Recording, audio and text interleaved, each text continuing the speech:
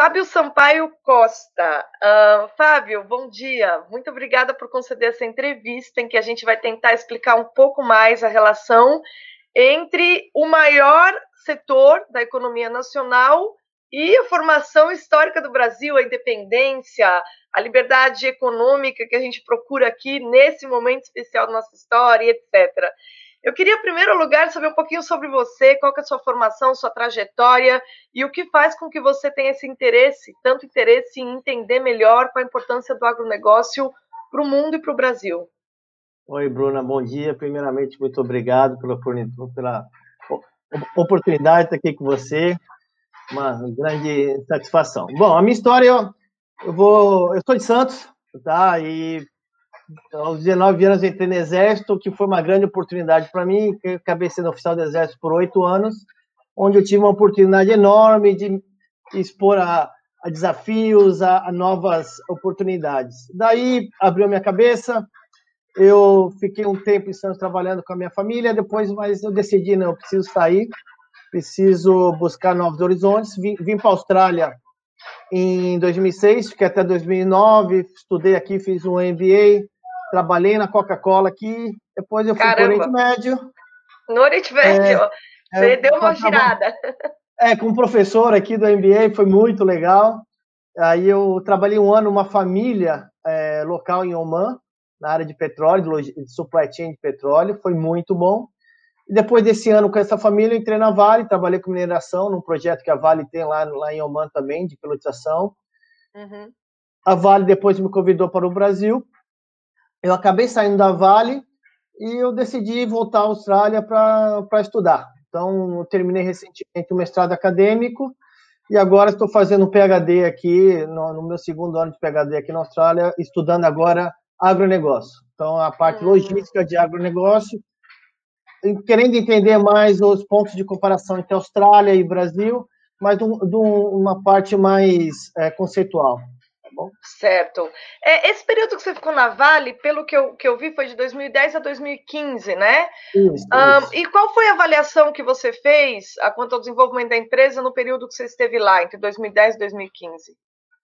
Foi um Assim, período de turbulência política no Brasil. Isso chegou a interferir na empresa ou não? eu teve uma mudança do CEO, né? Quando saiu o Roger, entrou o Murilo Ferreira, foi 2014, mais ou menos, 13, 14, se eu não me engano. Isso, não, talvez até um pouco antes. Mas houve uma mudança, assim, que mais para frente percebeu que houve uma influência política ou alguma coincidência para que houvesse essa mudança do comando da empresa. Do ponto de vista de performance da empresa, de cotidiano, a gente não tem impacto nisso. Tá? Que é uma empresa de alta performance, muito bem administrada, que quem está lá tá com compromisso de fazer o melhor. Tá? Então, isso para a gente não teve tanto impacto, mas eu vivi esse momento, até foi um momento de mudança da indústria de mineração, que estava num crescimento, uma expansão enorme, quando veio uma queda. Tá bom? Tá. O que eu queria saber é o seguinte: o agro hoje representa um terço do PIB brasileiro. A gente estava conversando aqui um pouco antes, tá? Se considerar toda a cadeia produtiva envolvida, é mais do que isso, né? Tá quase Isso. 40%. É o setor mais importante da economia nacional. E aí eu queria que você falasse aí para os nossos leitores como nós chegamos até aqui. Qual será que é a relação desse quadro atual, que hoje todo mundo vê porque é escancarado, e aí com esse último discurso do Bolsonaro na ONU, ele frisou muito esse ponto, falou, alimentamos um sexto da população mundial, quer dizer, ele está demonstrando que a força do Brasil é o agronegócio. E qual que é a relação desse quadro com a história da formação econômica do Brasil? Você acha que tem alguma relação ou é Sim, recente? a questão que eu vejo assim, vamos passar por ciclos, né? Então, vamos falar o que era o Brasil na época da monarquia, o que o Brasil produzia, o que ele enviava a Portugal por ter sido colônia para o Brasil, aí depois veio o cana-de-açúcar, até a questão dos escravos que produziam muito isso, mas isso até numa escala menor. Acho que a gente pulando mais para frente, principalmente a questão, acho que após a Segunda Guerra Mundial, que houve já uma expansão global muito forte, que já se teve necessidade de mais alimentos para serem enviados. E com certeza foi a China, né, que Ah, ela entrou como principal consumidor de produtos e proteína também, que ele precisou de novos fornecedores para satisfazer o apetite que eles têm. Então, vemos em ciclo, então, eu acredito que a partir da Segunda Guerra Mundial já começou a ter o interesse por países que poderiam suprir a demanda global em geral, tanto Europa quanto os Estados Unidos ou algum outro país que tivesse necessidade, lembrando que a Europa estava reconstruindo.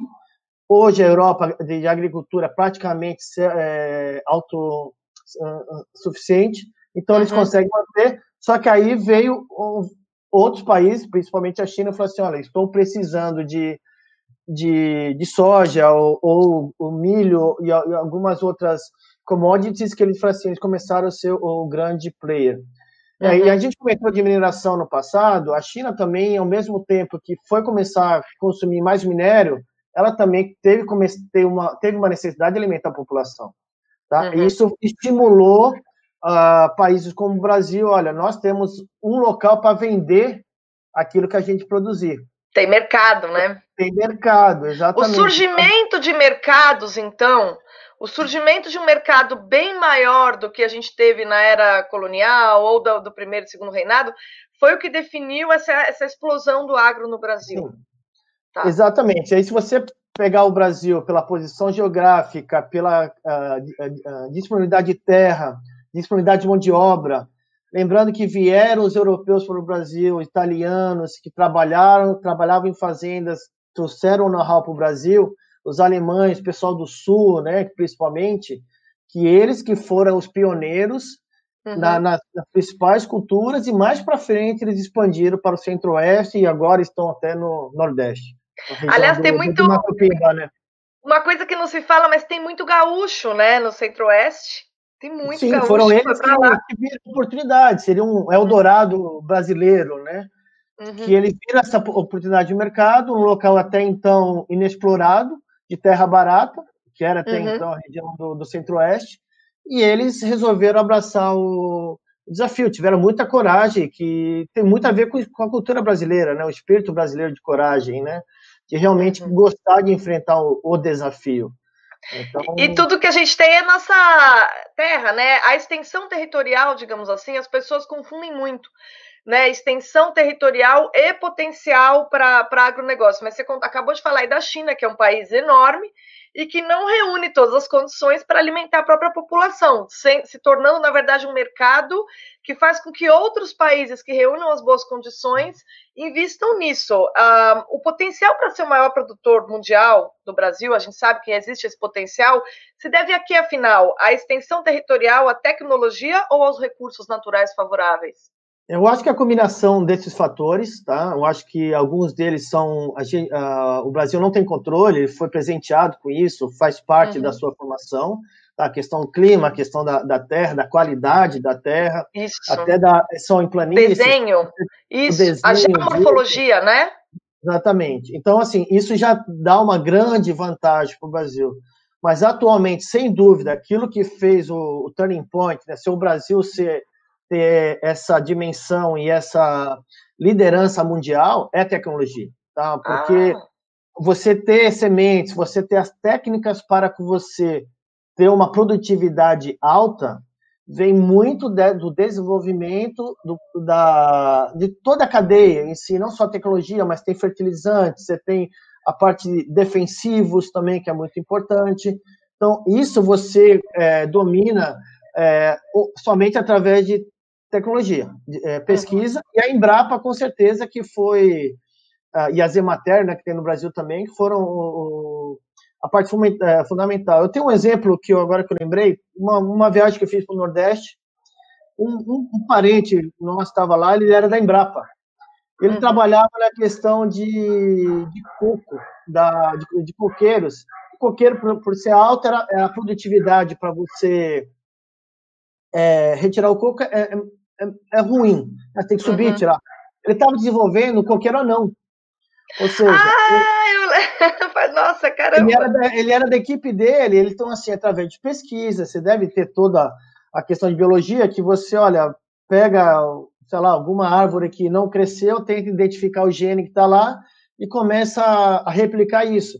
Isso deu uma produtividade enorme. Então, esse é um exemplo. Então, tipo de sementes, hoje no Mato Piba, principalmente, do Cerrado, que é um lugar mais quente, que tem algumas características específicas, precisa ter uma semente específica, talvez um pouco mais do Mato Grosso do Sul, alguma região que tenha um clima diferente, então alguma formação diferente. Então, essa questão de tecnologia, você conseguir cobrir o país inteiro com essa tecnologia, com certeza é o grande diferencial que nós temos até então.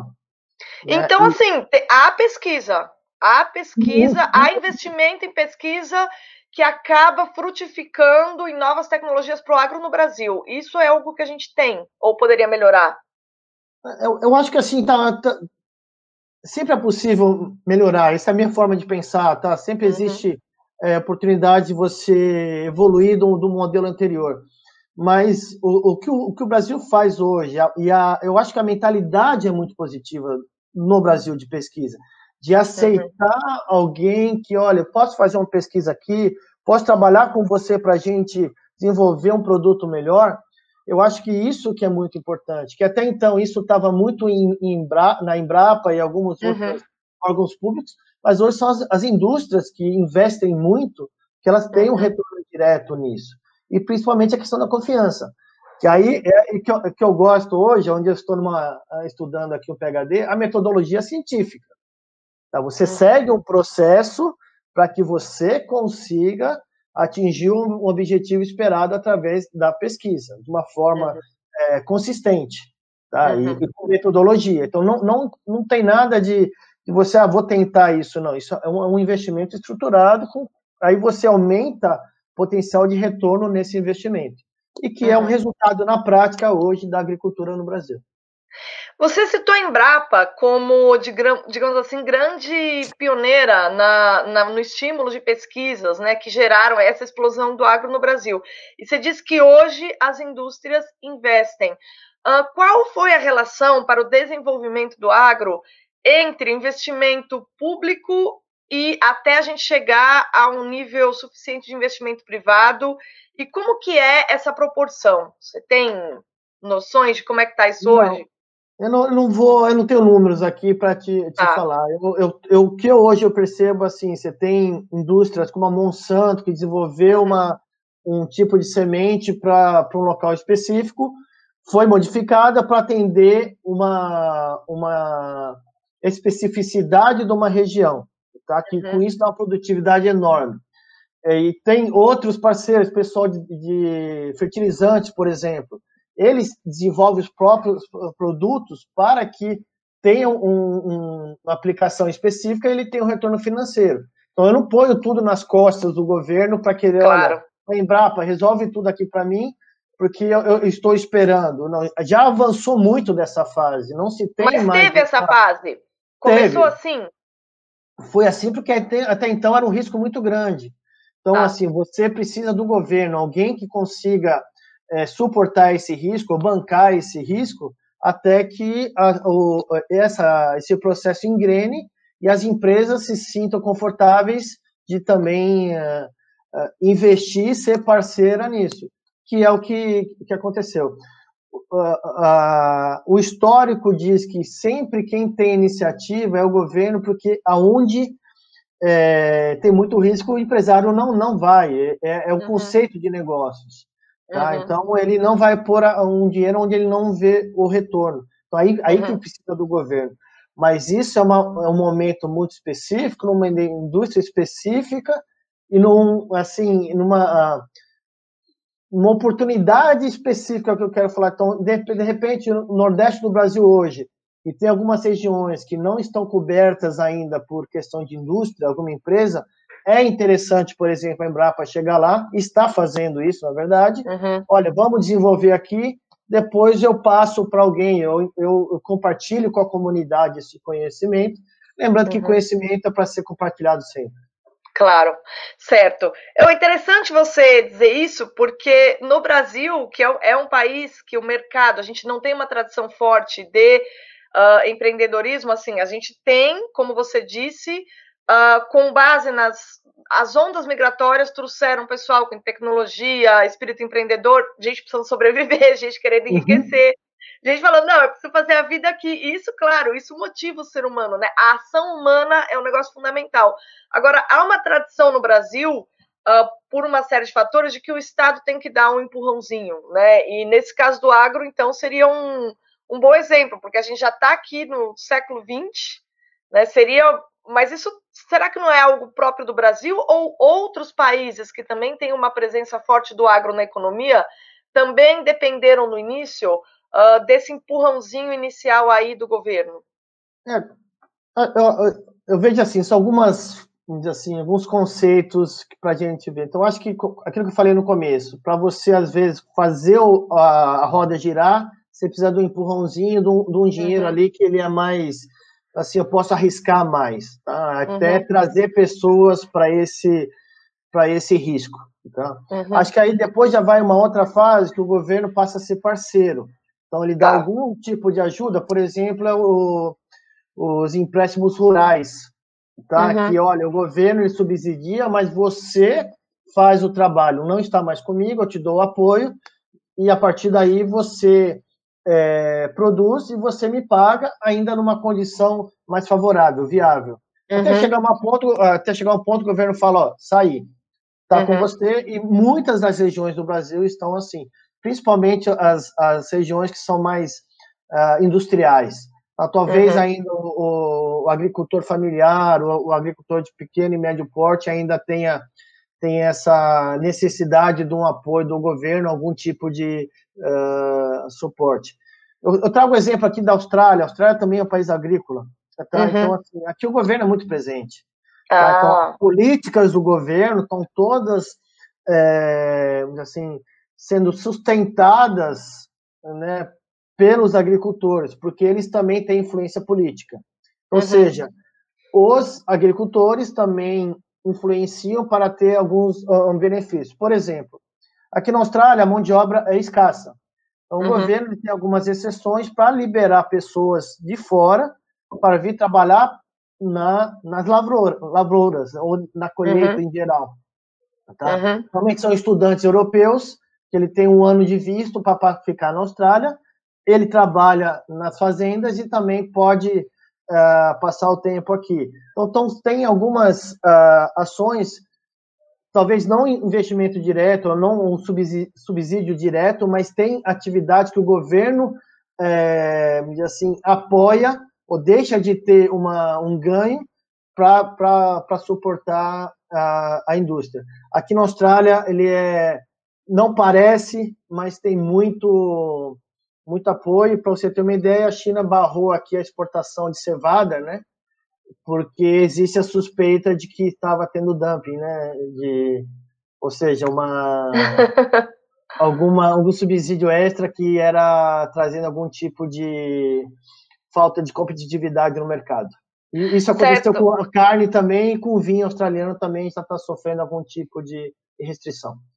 É um ótimo exemplo, porque a Austrália é conhecido como um país de tradição liberal, né, por ter tido um vínculo com a Inglaterra. Tradição liberal no sentido de ter uma consciência muito mais profunda de empreendedorismo e o fato de você, com liberdade, você consegue prosperar. Com intervencionismo você prospera menos, mas o que você está dizendo é que as coisas não necessariamente estão relacionadas quando você está falando digamos assim, de propiciar um mercado onde haja um risco absurdo. Onde tem risco, sempre você vai precisar de alguém maior ali, tendo uma visão talvez estratégica do território, percebendo o futuro. Você tem que defender o interesse do seu país e da sua comunidade, né? Então, assim, quando você fala Austrália é um país liberal, não necessariamente, tá? Hoje, aqui alguns estados, eles são socialistas. Não, sim, que eu estou, essa tendência. A ideia assim, né, de ser liberal, até que ponto eu consigo deixar aberto o meu mercado porque eu consiga competir. Porque se vier o inverso, eu tenho que me proteger, eu tenho que fechar. Tá? Então, aí que eu acho que a parte muito, eu falo bonita do liberalismo, é que força você a ser competitivo. Uhum. Ao forçar você ser competitivo, você inova, né? Uhum. Você expande o seu mercado, você dá oportunidade a outras pessoas, você rompe paradigmas. Tá? E é o Uhum. caso do Brasil. A gente pode falar depois, mas a questão de logística no Brasil é romper Sim. um paradigma. Tá? Então, Uhum. a agricultura do Brasil rompeu um paradigma que é só para a gente? Não. A gente vamos para fora.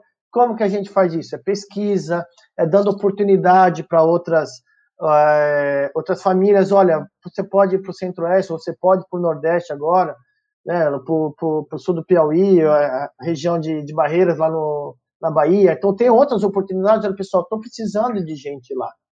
Uhum. E o governo estimula isso como um conceito de nação. Está dando Uhum. oportunidade para cidadãos, olha, estou dando oportunidade para você, mas tem que ter a questão da liberdade.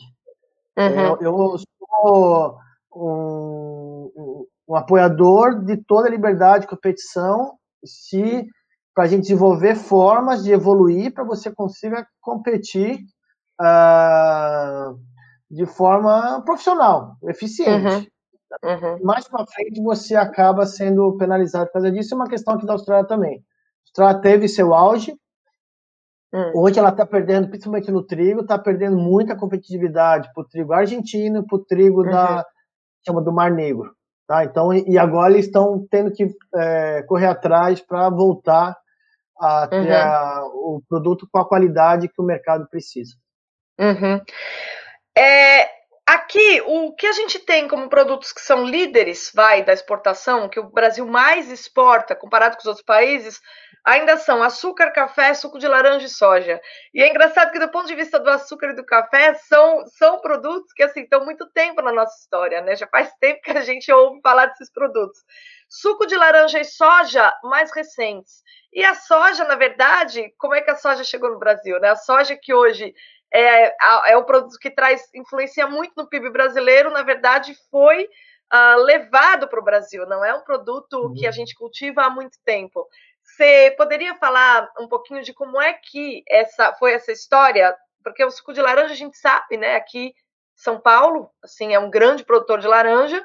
Agora, a Uhum. soja veio lá do sul, né? E Isso. como é que foi essa história para a gente se tornar líder de exportação de soja aí no mundo? O que eu entendo são os fatores, né? Eu acho que aí tem um ponto que eu acho que é do povo, da cultura, do perfil do pessoal do sul do Brasil, da colonização, que estabeleceu lá no sul do Brasil, se identificou com a cultura brasileira, e dali ele viu a oportunidade de expandir, porque ele conseguiu ter a produtividade da soja muito boa, e quando se viu a Uhum. oportunidade de expandir, ter local para conseguir vender essa soja, foi natural essa expansão. Tá? E a Uhum. gente está vivendo uma nova onda agora, né, que eu já comentei, a região do Mato Piba, é exatamente isso, porque se viu uma nova oportunidade, uma nova fronteira agrícola, porque a questão logística, a questão de solo, irrigação também, e de sementes também se viu uma oportunidade lá. Então, ou seja, assim, só a somatória de fatores, as pessoas, a área disponível, ter a tecnologia, tá? E ter o espírito para isso e o apoio para isso. No começo, houve muito apoio do governo para que Uhum. isso fosse expandido, e hoje é o que é. Hoje Uhum. assim, é um país lá, né, uma região dentro do país com uma cultura, uma performance que ninguém consegue fazer mundo afora. Ninguém. A O gargalo, produtividade. isso que eu ia falar, você está falando de produtividade, né? Que é o que caracteriza a produção de soja no Brasil. Só que o gargalo do Brasil é a produtividade. Todo mundo, a gente sempre vê nas discussões econômicas, não, a gente tem que melhorar a produtividade em outros setores, de maneira geral, tá? Então, assim, eu queria saber como esse problema sistêmico se expressa no setor, porque pelo que você está contando, o agro, na verdade, ele dá cambalhota para superar esse problema de produtividade e digamos que internamente há mil soluções para ampliar a produtividade. Então, assim, será que essa falta de produtividade, que é um problema ligado a vários setores econômicos no Brasil, não afeta o agro, ou o agro, por ter um mercado muito grande aí, se vira para superar? Como é que é a relação? Acho que assim, vamos separar a produtividade, ou então o agro, da porteira para dentro, porteira para fora. Tá. Tá? A porteira para dentro, hoje, realmente eles têm um domínio de tecnologia, de produtividade muito bom. Tá. O que aconteceu é que da porteira para fora precisou acompanhar esse aumento de produtividade. Então, até alguns anos atrás, você conseguia escoar toda a produção por Santos, Paranaguá, ia muito bem, porque o volume era assim compatível com a capacidade de toda a infraestrutura. Então, você via os caminhões descendo para Paranaguá, os caminhões descendo para Santos, não precisava usar muito trem, então, até chegou um ponto que falou assim, não, tudo bem.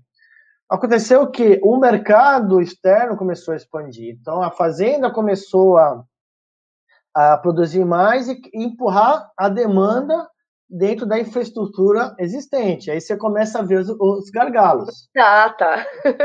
Então, assim, aí você começa a resolver como que eu faço aqui, como que eu faço ali.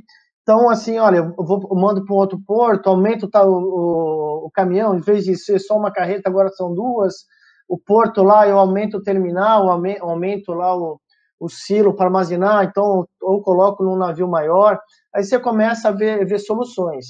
A grande questão logística é porque são investimentos muito caros, tá? E de longo prazo. Então, você precisa ter uma certeza, ter uma segurança para você investir. Tá? E de poucos anos para cá que houve esse entendimento, essa confiança de que agora é a hora de investir. Então, foi quando começou a sair pelo norte do país, por Miritituba, tá? Que era a BR-163, até então não asfaltada, o pessoal passava muito tempo lá, mas olha, a gente está precisando de um outro local para escoar a produção. Então, saía lá de Sinop, lá da região norte, vamos para o caminhão, enfrenta lá o que tem. Aí o porto lá começou a expandir, já viu uma outra oportunidade. E alguns outros portos também no Maranhão começou a ter oportunidade porto de Itaqui. Aí começou a ver, até que chegou uma hora do governo que é sério, responsável, né, que tem uma visão liberal, que tem uma visão, assim, do Estado, tá? Não apenas de um governo, mas de um Estado, falou assim, não, a partir de agora a prioridade é logística, porque se tornou o gargalo para o agronegócio brasileiro, a gente precisa expandir. Então, rapidamente, a BR-163 teve o trecho lá de 35 quilômetros, se não me engano, mas a parte de Moraes de Almeida, uma região de lá que foi asfaltada, então aquilo já deu um alívio muito grande, tanto é que a produtividade dos portos lá aumentou muito, já estamos falando duplicações, concessões, privatização de portos, investimento em outras rodovias, construção de armazéns, dando essa oportunidade, essa condição do agronegócio, do pessoal da porteira para dentro, ter uma produtividade ainda maior, de investir mais e exportar mais. Ou seja, quando a gente fala de gargalos, supply chain, é mais ou menos isso. Eu preciso ter certeza que a oferta está compatível com a minha demanda e para fazer essa transferência desse produto, eu tenho a infraestrutura necessária e eficiente e viável para poder fazer isso. Senão, acaba o que eu ganho dentro da fazenda, eu perco fora dela. Claro. Certo. A rede de transporte hoje, ela é suficiente ou ela ainda é um entrave que exige mais soluções? A gente explora o suficiente o potencial dos nossos rios para o escoamento ou a gente talvez não tenha tantos rios navegáveis assim quanto as pessoas às vezes acham? Como é que a gente explora, digamos assim, a rede de escoamento interna para chegar nos portos e dar conta dessa demanda internacional? Enfim, da parte de rios, da onde que eles são disponíveis, até eu comentei da região norte, é de rios, tá? Então, sobe até Miritituba, entra em barcaças, vai até Santarém, aí carrega o navio segue por rio. Tá? Então, mas é um rio navegável, que você está citando um rio, vamos falar né? de hidrovias, tá? Isso, de hidrovias. Então, assim, tá, é também explorado, precisa Tá. entender qual é a demanda daquela região, se é viável do ponto de vista econômico. Tá? Uhum. Se você tiver naquela região o rio navegável como barcaça para transportar, normalmente é. Tá? Mas precisa ver se a carga ou a produção agrícola naquela região está assim, disponível para ser utilizado no rio. Se coincidir esses fatores, com certeza é. Eu sei do Rio Tietê, ele é muito utilizado, do Rio Paraná também tem muito isso, é utilizado. Então, quando a gente fala assim, eles são utilizados adequadamente, precisa ter essa noção de como que ele foi planejado, como que ele é estruturado. Do que a gente tem de informação, tem pessoas muito competentes, capazes de fazer essa análise, identificar, não, aqui a gente tem condições de investir e fazer esse multimodal logístico para fazer o escoamento de toda a safra. Então, pode ser que comece num caminhão, vá para uma barcaça, depois vá para um trem e chega até o porto. Porque lembrando que não tem vias até os portos. Tá? Isso. Certo. A gente tem aí ainda no Brasil, pelo menos nesse governo, a gente tem falado muito disso. Ano passado, isso foi um tema que esteve o tempo todo em pauta. A questão da legislação, que muitas vezes acaba sendo um entrave para se resolver os problemas de infraestrutura e ampliar, digamos assim, ampliar a capacidade de escoamento, assim, diminuir as vias, né? E aí a gente tem o ministro da Infraestrutura que está trabalhando fortemente nisso. Vamos encurtar os espaços justamente para ganhar produtividade, fazer escoar mais rápido.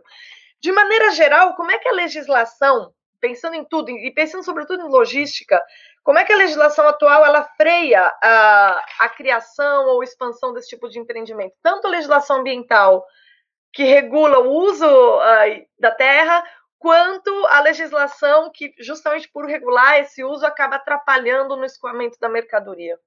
Assim, eu vejo a questão, né, a legislação é para dar principalmente segurança jurídica para aquele que for o investidor. Tá? Então, hoje é o risco que eu tenho muito alto de não conseguir ter retorno naquilo que eu estou investindo, tendo em vista que é um dinheiro privado.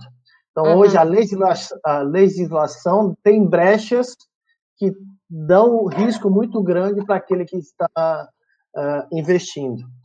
Tem a questão também ambiental, que o grande risco é de você não seguir assim, as boas práticas de sustentabilidade, sendo ela via lei ou não, tá? Mesmo que às vezes a lei tenha uma brecha, você não ter a consciência de que se você avançar muito naquilo que se deve fazer, vai trazer um prejuízo, tá? E também cumprir a lei, porque senão aí o governo, o Ministério Público, alguém vai realmente cobrar de você aquilo que a lei determina.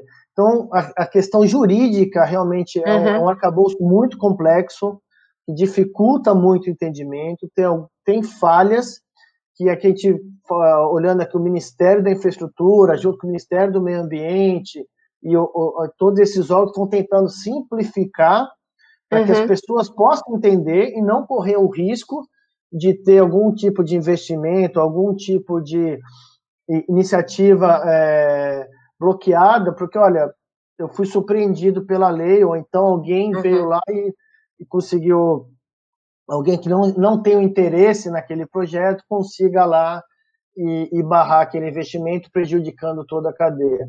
Então, eu tenho um conceito ambiental que eu acho que é fundamental hoje, é responsabilidade de todos, cuidar da questão ambiental, sustentabilidade do projeto. Quando a gente fala sustentabilidade, não é só ambiental, tem a parte social, tem a parte econômica, tá? De você conseguir mapear isso, identificar os problemas e superá-los. Tá? Essa eu acredito que é o grande debate hoje. Não existe necessidade de você avançar mais daquilo que se é o necessário.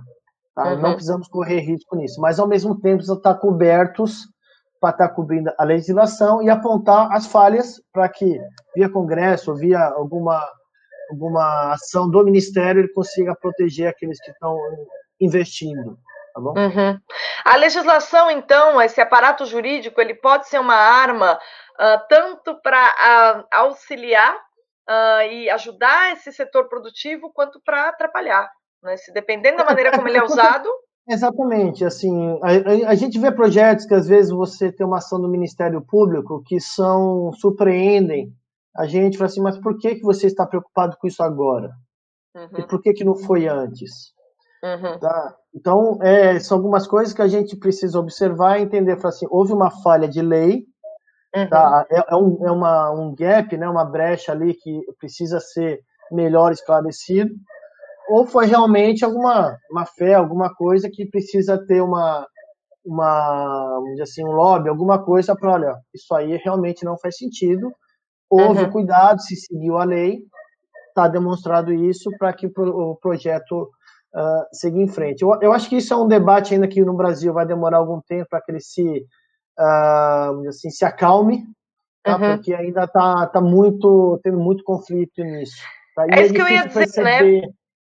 É isso que eu ia dizer, porque a gente tem uma interferência, assim, dos humores políticos muito forte, justamente nos pilares, né, que é uma das instituições que são os pilares do Estado de Direito, que é o Judiciário. E aí eu me pergunto sempre, se a gente tem um Judiciário que está mais preocupado com questões políticas do que com questões legais, isso acaba interferindo todo mundo, acaba interferindo até no setor, digamos assim, que tem feito com que o Brasil desponte aí como líder mundial, né? Então, assim, essa politização do judiciário, isso em qualquer país, não sei se é algo que você observa no Brasil, fora do Brasil, isso é algo com que os produtores têm de ter paciência, assim, é algo que dá dor de cabeça para os produtores, para quem é do setor privado, está querendo trabalhar, como é que é isso? Com certeza, Bruna, até onde eu conheço é meio jabuticaba isso, tá? Essa questão de uma Suprema Corte ter esse viés aí, querer cuidar de coisas não constitucionais, tá? Ou então temos pessoas no Supremo, celebridades, e eu estou aqui há algum tempo, já nunca ouvi falar de um juiz da corte dando entrevista aqui ou postando um tweet, tá? Então, assim, eu acho que é um amadurecimento que o Brasil precisa ter em relação a isso para defender aquilo que precisa. Tá? Então, essa questão fundiária no Brasil, algumas ações de grileiros, alguma questão de garimpos ilegais, a gente sabe que é muito difícil combater porque eles estão na sombra da lei, eles estão ali escondidos. Isso impacta o agronegócio tremendamente, porque quem está olhando de fora daqui e quem assistir a TV aqui vai ver, olha, estão desmatando a Amazônia para vender soja. Só peraí, não é lá. Tem um problema específico que precisa ser resolvido, mas não é da forma que se está vendendo aqui, veiculando aqui, isso. Então aí traz muita dor de cabeça isso, com certeza. Eu queria falar um pouco agora da pesca. O Brasil tem uma extensão litorânea considerável, e eu queria saber se essa extensão litorânea, ela é suficiente para a gente explorar mais a pesca, se a gente explora suficientemente essa parte do agronegócio, porque a gente sempre vê no Brasil o que a gente tem? Agricultura e pecuária, isso é forte, todo mundo sabe. A pesca, já teve até Ministério da Pesca, mas a gente não tem, assim, o povo não tem uma noção de como que isso é explorado e se é. Eu queria que você falasse um pouco das relações geográficas, né? Se elas realmente são determinantes para você ter um mercado de pesca ou se não, ou se isso independe, né? Porque você está falando o tempo todo que tecnologia é o que pode trazer viradas para os países, né? Não necessariamente ter espaço. Ter espaço é um elemento, mas tem outras coisas também. A pesca no Brasil é uma indústria interessante, porque houveram momentos que a demanda estava maior e se tentou atender a demanda e não conseguiu por uma série de restrições, até uma tecnologia que você não conseguiu atender isso. E, ao mesmo tempo, hoje a demanda é menor. Hoje, a cultura do Brasil, assim, a quantidade de de frutos do mar ou de peixes que o brasileiro come comparado com outros países é muito menor. Então, você tem uma demanda do mercado menor que não assim, força uma indústria ou não atrai a indústria dessa forma. Então, seria uma forma de você incentivar aquilo que a gente comentou antes, do governo dar um incentivo para uma indústria específica. Eu vejo o governo falando de tilápia, muitos lugares, alguma para liberar, para que se tenha uma disponibilidade do produto e se consiga introduzir esse produto para um mercado específico e gerar demanda, e daí ele começar a andar com as próprias pernas. Então, eu acho que existem alguns fatores ainda aqui no Brasil para serem ainda trabalhados, a questão da cultura, a questão de tecnologia, lembrando, os pescadores sempre foram os locais, né, até da onde eu vi, tem os caiçaras, né, então, assim, os caiçaras são aqueles que têm a pesca artesanal, tem a pesca cultural, que para a subsistência dele. Quando eu tenho que ver para uma pesca profissional, que para atender o mercado, já tem muitas restrições, tem uma nova tecnologia, aí precisaria do entendimento, de uma pesquisa, do investimento mais focado, específico nisso, e até onde eu sei, o governo está trabalhando forte nisso. E quando você falou, né, de extensão territorial, das possibilidades, recentemente eu vi um documentário, era no leste da Rússia, quando a gente fala ali leste da Rússia, no perto da China ali, tá, que é um navio que ele é a própria indústria pesqueira. Então ele fica num mar lá específico, né, navegando por ali, os navios e os barcos pesqueiros deixam lá os produtos, esse próprio navio processa o pescado, enlata ele, vai em outro navio, já coleta já o produto industrializado e já vai direto para o mercado, ou seja, extremamente eficiente. Ou seja, existem formas de você fazer essa indústria extremamente eficiente, desde que se tenha a demanda, tenha a pesquisa, tenha o conhecimento, e lembrando que a questão de pesca também, a questão do meio ambiente é fundamental, precisa ter assim, os limites que podem ser explorados para que você não danifique né, assim, as próximas gerações daquilo que eles vão precisar. Aqui na Austrália tem a questão, eu conheço a questão lagostas, né, que elas é uma iguaria, custa mais de 100, $150 o quilo, né, e eles passaram uma dificuldade recente aqui porque eles pescaram demais e não tiveram que voltar atrás, tiveram que parar, dar um tempo para a natureza se recompor, para que voltasse a produzir. E hoje eles têm um controle enorme, tem muita pesquisa, tem universidades que só são focadas na pesquisa marítima, na questão de pesca. Então, assim, potencial existe, mas eu acho que é um local ainda que está precisando de um empurrão mais forte aí, eu acho que deveria estar na agenda do governo atual. Certo, e tem que ter um mercado, como você disse, né? Enquanto o mercado não empurra, né, não faz muito sentido você sair investindo por aí, não tem como você impor algo ao mercado, é o mercado que pede. Você sabe que sempre tem essa lei, né, de você vai tentando equilibrar, né? Então, assim, alguma oportunidade, alguma região específica que alguma coincidência favoreça um empreendedor, olha, eu tenho dinheiro aqui, eu vi que a produção de pescado em cativeiro é viável, é um açude, aí eu consigo desenvolver uma indústria ali que faz sentido, viável, e a comunidade começa a consumir aquilo e ele consegue expandir. Então, depende de algumas variáveis para que isso aconteça.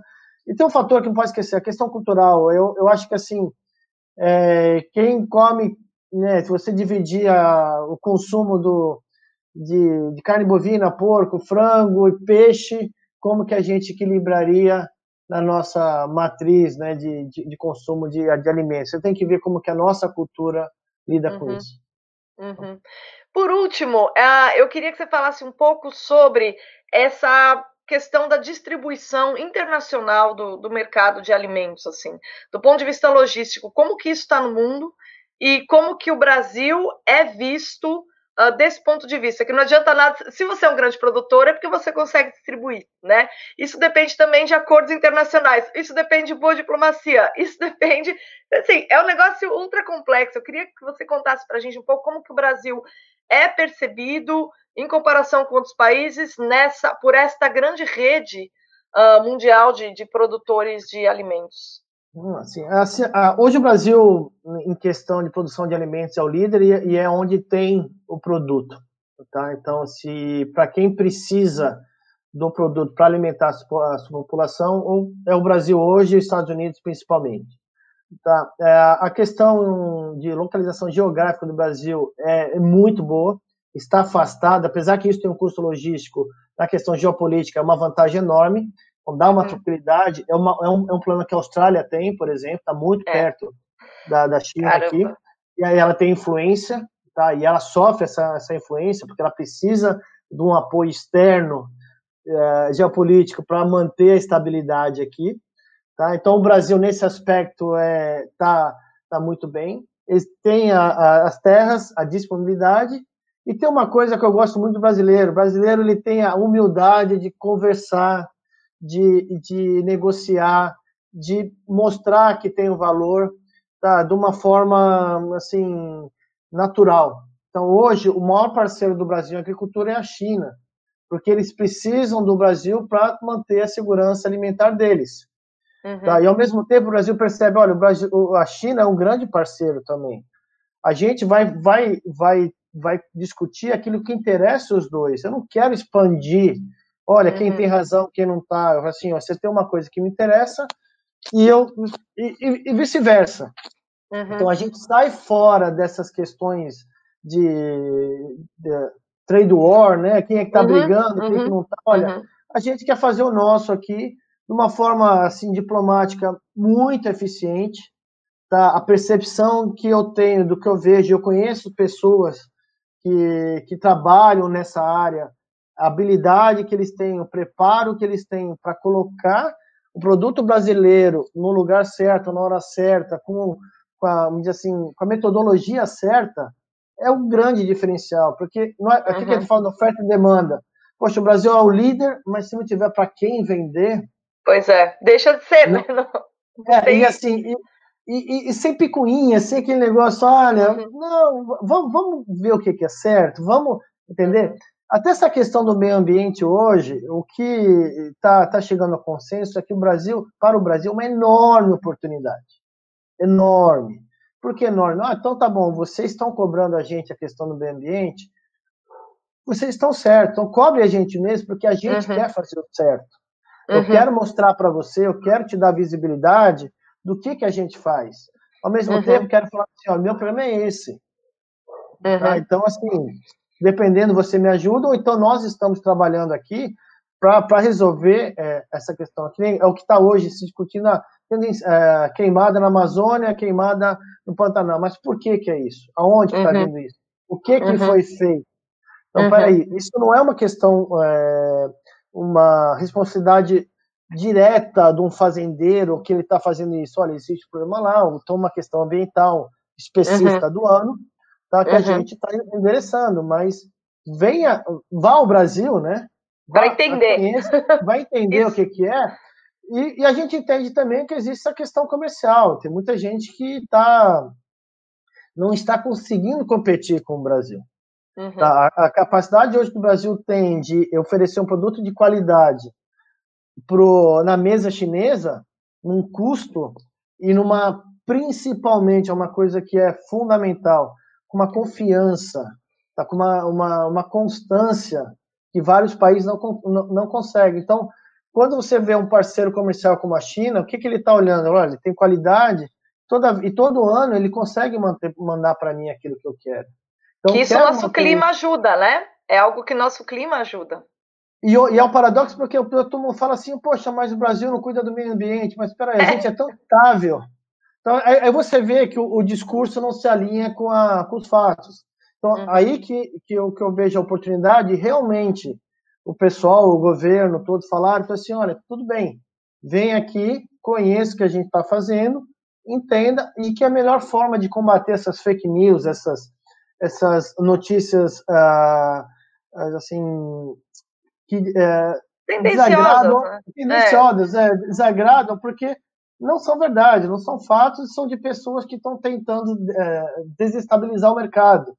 Uhum. Mas na prática mesmo, quem está precisando da comida está comprando, tá? E porque sem comida não dá, não tem como, tá? E eu tenho que quem esperneia, olha, ou você investe em pesquisa, corre atrás, porque até essa questão ambiental, a hora que o Brasil conseguir dominar essa comunicação, qual vai ser a próxima, assim, desculpa, qual o próximo discurso para criticar aquilo que o Brasil faz muito bem? Porque no passado já houve trabalho escravo, já houve algumas coisas, hoje a bola da vez é meio ambiente. Então, e o Brasil vai superando isso e vai expandindo.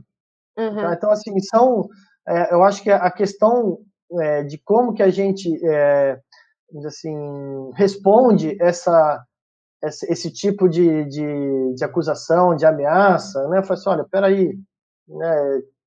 Não faz sentido. Quando eu vejo um ator de Hollywood postando isso, assim, o que um ator de Hollywood conhece de Amazônia, de agricultura? Não sabe nada. Então, é óbvio que ele está com repetindo alguma coisa, bobagem. Tem algum interesse ali que não faz sentido. E tem pessoas que seguem, infelizmente, que em vez de seguir uma pessoa que conheça da agricultura, que tenha reputação para falar de agricultura, quer seguir um ator. Tá? Então, assim, é algo que o Brasil precisa assim, aprimorar melhor. Estão atuando, mas ainda, para mim aqui, quando eu olho de fora do que a notícia que chega para mim aqui, é que o Brasil está pegando fogo, que é carnaval o ano inteiro, né, que todo mundo se mata. Né? Então, assim, então é isso que eu acho que é importante a gente ter essa consciência de que quem está olhando de fora, quem está de fora, não conhece a realidade daí, e cabe a nós brasileiros trabalhar, olha, isso aí não, por favor, não fala, não tira essa foto, não publica essa foto. O pessoal lá fora está olhando, ele vai achar que é verdade. Tá? Então é isso que eu acho que é um ponto assim de esclarecer melhor as pessoas, que ninguém ganha com isso. Ninguém ganha. Você pode ser oposição do governo. Você pode discordar. Mas você perde também. Assim, não há problema nenhum. Acho que a questão da liberdade de opinião não há problema nenhum. Acho que tem que ter. Mas a partir do momento que você usa meios, né, assim, muito baixo nível para você lidar com isso, já deixa de não ter o sentimento de patriotismo, já não deixa de ter algo que vai contra você mesmo. Justamente. Sua paixão política não pode estar acima da questão do país. Eu também acho, e eu não poderia deixar de terminar, Fábio, você que é um cientista, que está justamente, assim, você é um cara ligado ao mercado, mas é um cara que está fazendo doutorado, é um cara que tenta entender a questão da integração, né, entre tecnologia, pesquisa, escoamento. Eu não poderia deixar de mencionar aí um projeto que a gente tem no Brasil, você certamente conhece, que é o Instituto Onça Pintada. E por que é que eu gostaria de mencionar? Porque ali se trata justamente de dois cientistas que foram estudar a população de onça pintada, se a ampliação, né, do agronegócio no Centro-Oeste estava diminuindo a onça. O que eles descobriram, esses dois cientistas? Que é o contrário. Justamente porque a legislação ambiental brasileira ela é muito eficiente e ela já exige os corredores para que os animais continuem indo da Amazônia, Pantanal e tal, e tenham essa possibilidade de manter-se no seu habitat natural. Ao mesmo tempo, as fazendas acabaram dando alimento fácil para as queixadas, que são o alimento da onça pintada, e a população aumentou. Então, olha que engraçado, eu queria deixar esse elogio aqui, porque quando os cientistas esquecem de todo o cientista verdadeiro, que ele quer entender o problema, quando todos os cientistas que estão se debruçando sobre se o agronegócio brasileiro está interferindo negativamente ou positivamente no ecossistema brasileiro, eles estão chegando à conclusão que está ajudando, porque as nossas leis ambientais, elas são de tal modo que a gente consegue preservar a natureza, né? Então eu queria deixar esse registro, porque a atitude daqueles dois cientistas, eu acho que ela é um exemplo para todo o pessoal que está envolvido demais com politização. Eles foram para lá crentes de que eles iam descobrir, motivados pelo que eles ouviram na faculdade, de que o agronegócio destruía o ambiente, e descobriram que não, ao contrário, tinha propiciado um ambiente tal que a população de onça-pintada aumentou, né? Concordo, Bruna. E exemplos que você fala de ciência, né, e que é outro ponto aqui que eu estando agora com esse chapéu, né, de estudante, de PhD, né, cientista, como está falando, é meio estranho ainda para mim, né, falar pesquisador, cientista, mas tem muito conhecimento, tem muito. As bases de dados que tem de artigos, de pesquisas anteriores, alguém que já passou. Então, é isso que precisa desse apoio para esses cientistas aplicarem isso. Entrar em parceria com o governo, com fazendas, e conseguir mostrar para eles, olha, a onça pintada é benéfica para você por causa disso, disso, disso. E aí todos ganham, porque para mim a questão do meio ambiente, né, e vamos falar de sustentabilidade, a gente fala muito do meio ambiente, mas é muito mais amplo que isso, porque se você pegar do ponto de vista de um fazendeiro, da onde que ele tira o ganha-pão dele, o dinheiro dele é da terra, ele é o primeiro que tem preocupação com o meio ambiente. Claro. Só que ele precisa estar bem informado. Isso. Tá, e então, esse é o papel dos cientistas. E eu falo, quando eu falei tem vários pilares de sustentabilidade, o ambiental é só um, tem o econômico, tem o social. Hoje se fala em 5, tem o econômico, social, ambiental, histórico e cultural.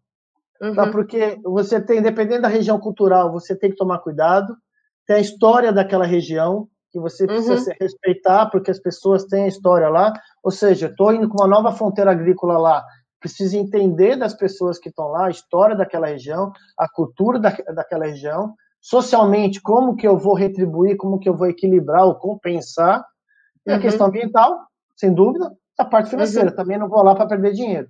Então, tudo isso você consegue, tem que trabalhar muito bem, e é totalmente, e é viável. Tá? Não tem uma dúvida nenhuma. Tá bom? Tá certo. Fábio, muito obrigada. Boa sorte aí na continuidade do seu doutorado e espero que outras pessoas assim que tratam de agronegócio no Brasil se exponham mais, falem mais, participem mais da imprensa, porque eu acho que se a gente realmente conhecer o que de fato é o setor líder da economia brasileira, a gente vai ter uma razão para ter muito mais patriotismo e muito mais otimismo com relação ao futuro do Brasil, né? A prosperidade aí, que é o caminho que a gente finalmente decidiu tentar seguir, né? Depois de tanto tempo de dar murro e ponta de faca. Exatamente, Bruna, parabéns pela sua atitude, pela sua coragem, sua iniciativa. Isso é espetacular. Tá? Isso, e eu estou aqui para apoiar você, precisar de mim em outras oportunidades, estou à disposição com o maior prazer. Essa questão que se levantou do debate é fundamental. As pessoas, acho que a questão de mudança de mentalidade para o debate, para trazer sua ideia e entender que é importante compartilhar, tá? E saber que existem pessoas com outras ideias também, isso não quer dizer que isso é melhor ou pior, mas a parte de você expor seu pensamento que é fundamental. Ter essa liberdade para você fazer isso e você agregar para a sua comunidade, para o seu país. Então, acho que é fundamental e eu reforço aqui a sua iniciativa, que é sensacional. Parabéns. Obrigada.